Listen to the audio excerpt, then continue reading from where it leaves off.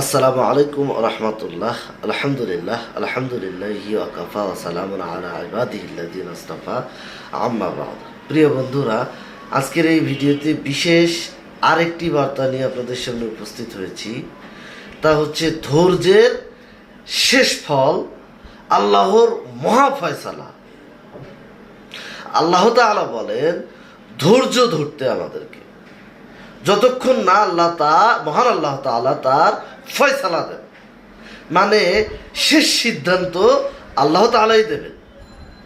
মানুষ যাই বলুক, আমরা যাই দেখি, শেষ শব্দ হবে মহান আল্লাহ তাআলার পক্ষ থেকে।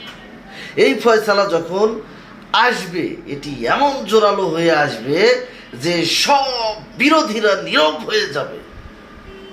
যে মানুষ ধৈর্য ধরে থাকে, মহান আল্লাহ তাআলা তাকে এমনভাবে বিজয় দেয় যেন পুরো পৃথিবী দেখে নেয় আল্লাহ তাআলা তার বান্দার সাথে আছেন পরিপূর্ণভাবে।